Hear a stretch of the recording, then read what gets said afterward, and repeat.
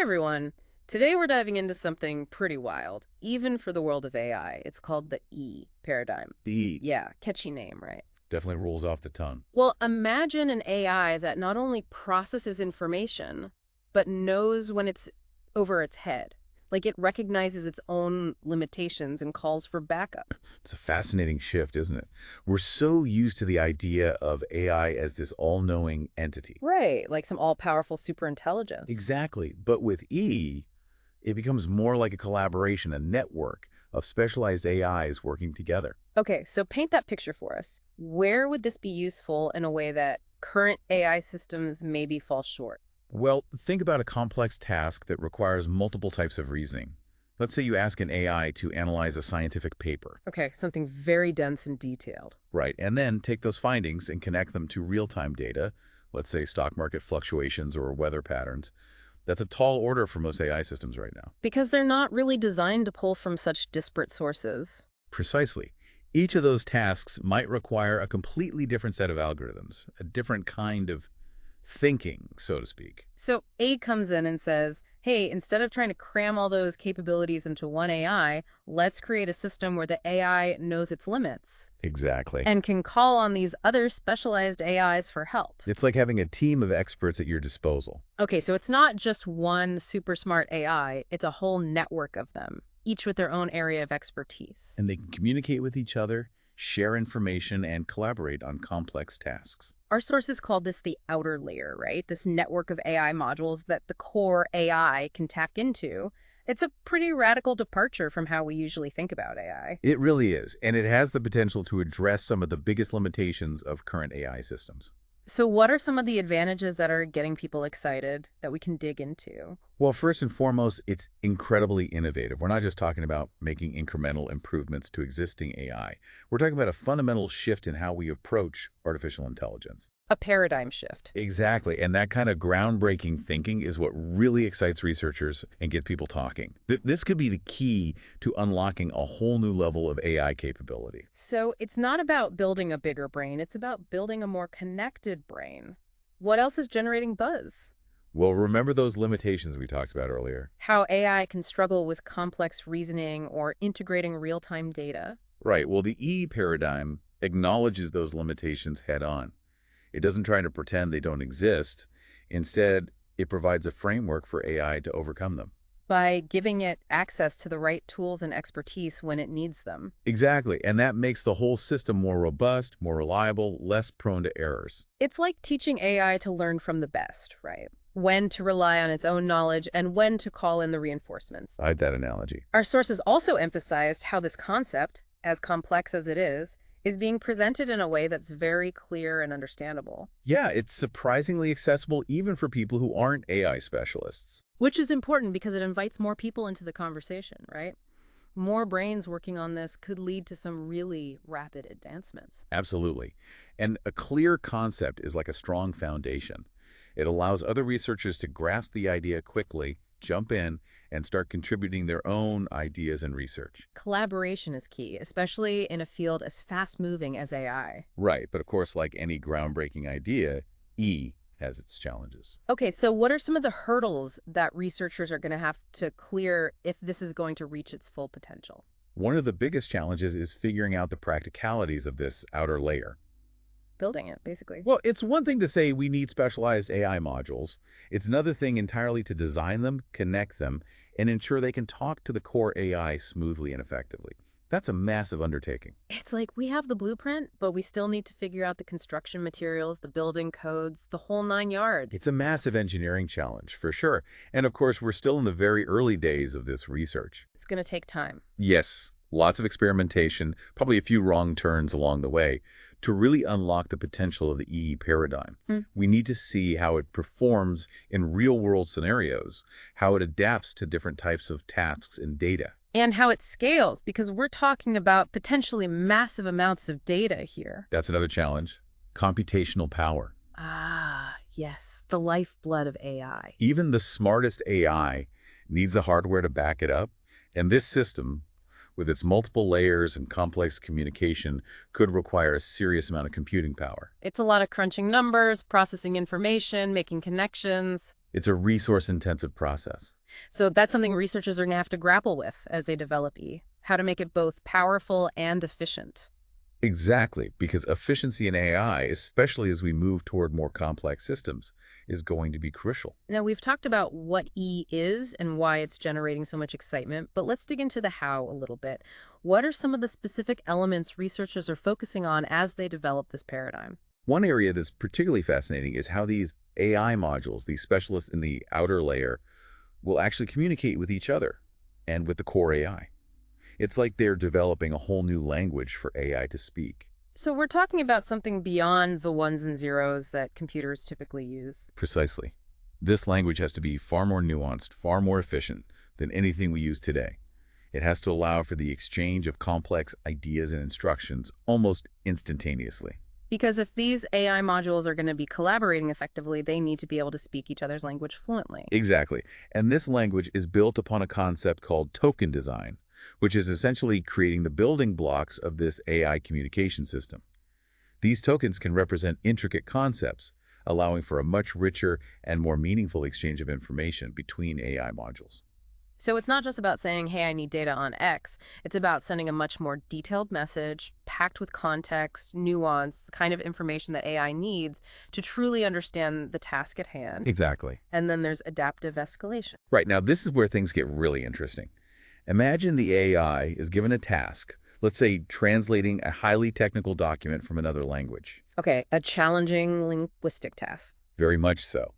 Now, the AI starts working on the translation, but using adaptive escalation, it recognizes that it needs additional expertise. It realizes it's in over its head. Exactly. Yeah. And it automatically pulls in a specialized AI module from the outer layer, one that's specifically trained on technical language, maybe even that specific field of expertise. So it's like the AI is learning to delegate. It's figuring out when it needs to call in the specialist for a truly accurate translation. And it does this seamlessly, without any human intervention. It's like it's developing its own internal management structure, which is both impressive and slightly intimidating. It is remarkable, isn't it? This ability to assess the task at hand and determine whether it needs to call in reinforcements from the outer layer is a crucial aspect of the E paradigm. It's a level of self-awareness in a way. Okay, so we've got these tokens, which are like the words of this new AI language, and adaptive escalation, which is like the AI's ability to manage its own workload. But what does this look like in practice? Can you give us a concrete example? Sure, let's say a researcher is using an E-powered AI to model the effects of climate change. Okay, a massively complex problem with huge amounts of data. Exactly. Now, this is a task that requires pulling from massive data sets.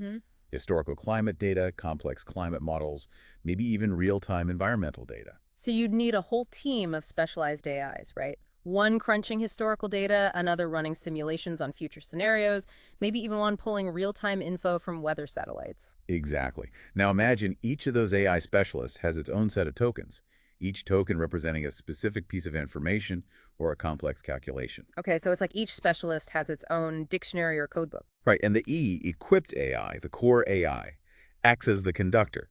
It uses these tokens to orchestrate a symphony of information processing.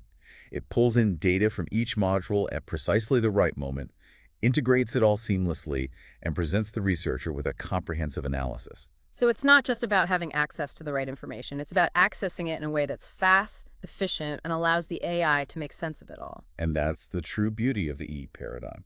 We're not just talking about making AI faster or more efficient. We're talking about fundamentally changing how AI understands and interacts with the world. Precisely. And that brings us to one of the most mind-blowing, even philosophical aspects of E, the potential for AI self-awareness. Okay, now we're getting into some heady territory. Indeed, if we can create AI that knows what it doesn't know, to call upon external resources to essentially acknowledge its own limitations, could that be a step towards machines that are truly self-aware? Machines that have a sense of their own capabilities, their own place in the world. It's a question that's likely to fuel debate for decades to come. But it's an incredibly exciting question to be asking. And it speaks to the transformative potential of this technology. Yeah. We're not just talking about building smarter machines, we're talking about redefining what it means to be intelligent in the first place. And that's a conversation worth having.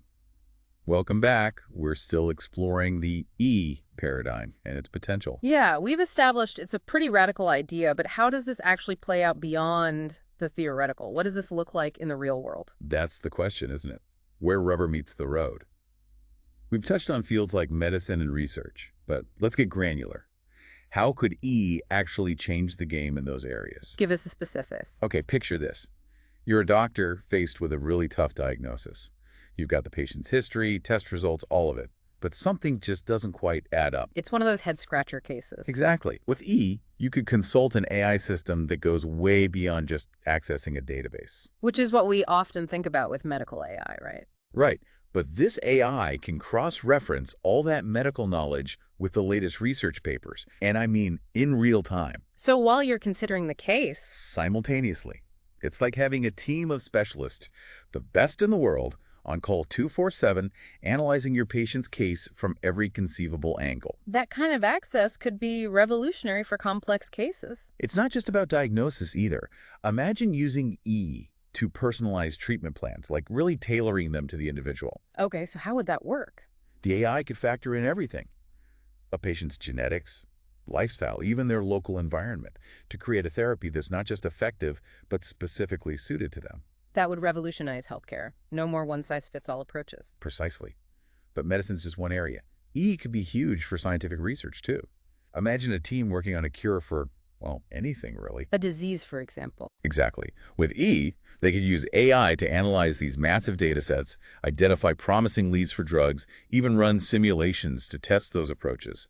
And all of this at a scale and speed that's just not possible for humans alone. It's like giving researchers a turbocharged assistant, one that never sleeps and can spot connections in the data that humans might miss entirely. It's about augmenting human capabilities. The AI does the heavy lifting so researchers can focus on the big picture, the creative problem solving. Instead of getting bogged down in the minutia of data. Exactly. It frees them to think outside the box, explore unconventional ideas, potentially leading to breakthroughs we haven't even imagined. It's a powerful concept, and it gets to the heart of what E is all about. Collaboration, not just between AI and humans, but between different AIs with specialized knowledge. And that has implications beyond just medicine and research. Think about education. What if every student had access to a personalized AI tutor, one that adapts to their learning style, their pace, their strengths and weaknesses? Okay, now that would be a game changer. No more falling behind because you don't get a concept or learn at a different pace than the rest of the class. It's about giving everyone the support they need to succeed. It's incredibly exciting, but it's hard not to think about the impact on jobs when we talk about AI taking on these complex tasks. Of course, that's a valid concern, one we need to address carefully.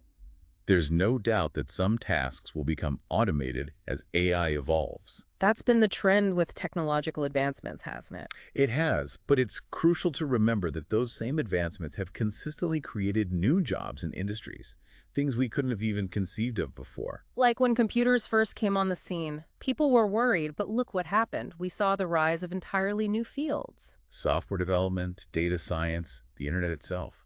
The key is adapting, equipping ourselves with the skills and knowledge to thrive in a world where AI plays a larger role. So instead of filling the future, we shape it. We focus on education, retraining, lifelong learning. Precisely. With E, we have the chance to create a future where AI isn't replacing us, but partnering with us, augmenting our abilities, and helping us achieve things we never thought possible. That's a much more optimistic way of looking at it, and it's important to keep that in mind as we continue this conversation. It's about striking a balance, acknowledging the challenges while also embracing the incredible potential of this technology. And we're back, wrapping up our deep dive into the E paradigm. We've covered a lot of ground, from the theoretical underpinnings to the potential real-world applications. It's been quite a journey, and we've only just scratched the surface. Which is a good thing, because now we need to talk about the guardrails. With any powerful technology, especially one as potentially transformative as E, we need to consider the ethical implications. Absolutely. It's not enough to just build amazing things. We have to build them responsibly. So what are some of those ethical considerations, those potential challenges we need to be thinking about when we talk about AI calling in reinforcements? Well, one of the biggest ones, and this is a theme that comes up again and again with AI, is control. Making sure we don't just unleash something we can't rein back in. Precisely. If an AI system is pulling information from all these different sources, how do we ensure accuracy? How do we prevent bias from creeping in? That's huge because AI is only as good as the data it's trained on. Exactly. Garbage in, garbage out, as they say. If an E system is drawing on biased data or unreliable sources, its decisions could have serious real-world consequences. It's not hard to imagine scenarios where that could go wrong, even with the best of intentions. And it goes beyond just the quality of the data. What about the potential for manipulation? What if someone intentionally feeds an E system false information? To try and influence its decision-making. Exactly. That's a whole other layer of cybersecurity threat that we need to be thinking about. So it's not just about building a smarter AI, it's about building a more secure AI. One that's resistant to these kinds of attacks. How do researchers even begin to address that? Transparency is a big one. We need to be able to track where the AI is getting its information, how it's weighing different sources, how it's arriving at its conclusions. So it's like giving the AI a little black box recorder, but instead of flight data, it's recording its thought process. That's a good way to think about it. That way, if something does go wrong or seems suspicious, we can go back and see what happened. Follow the AI's logic trail, so to speak. Exactly. We need that audit trail for AI decision-making, especially as these systems become more complex and more integrated into our lives. Makes sense. What else? Robust verification mechanisms. Imagine if the E system could cross-reference information from multiple sources, identify inconsistencies, even flag potential biases in the data it's receiving. It's like a built-in fact checker, but on a much grander scale. Precisely. The AI would be constantly evaluating the reliability of its own sources, which adds a layer of trustworthiness to its decisions. Which is crucial if E is going to be used in fields like medicine or finance. Absolutely. But we have to remember, no system is foolproof. AI systems are only as good as the data we feed them and the intentions of the people who design them. So ultimately, the responsibility still lies with us. In many ways, yes. Ensuring ethical AI development is a multifaceted challenge. It requires collaboration between researchers, policymakers, ethicists, the public. It's not just a tech issue, it's a societal issue. Exactly. And it demands ongoing dialogue and collaboration. We need to establish clear ethical guidelines for how these technologies are developed and deployed. Because the stakes are high. They are. But let's not forget about the incredible opportunities that come with something like E. Right. We've spent a lot of time on the potential pitfalls, but the potential benefits are massive. What are some of the areas where E could really move the needle? Well, one area that has researchers incredibly excited is scientific discovery. Imagine AI systems collaborating on a global scale, sharing data, testing hypotheses at speeds we can barely comprehend. Accelerating the pace of research exponentially. Precisely. Instead of individual labs working in silos, we could have a global network of AI-powered research assistants all working together. Towards a common goal. Exactly. Think about what that could mean for medicine, for climate change research, for our understanding of the universe. The possibilities are really quite limitless. It's awe-inspiring, really. We're talking about potentially reshaping the future of humanity with this technology. And that's why it's so important that we get it right, that we proceed with both enthusiasm and caution. That we ask the tough questions, consider the ethical implications, and work together to ensure that AI benefits all of humanity. Couldn't have said it better myself. Well, that's about all the time we have for today's deep dive into the fascinating world of the E paradigm. A huge thank you to our expert for guiding us through this complex and thought-provoking topic. It's been my pleasure. And to all of you listening, thank you for joining us. Remember, the future of AI is not predetermined. It's a future that we're all shaping together. So stay informed, ask questions, and engage in the conversation. Until next time, take care.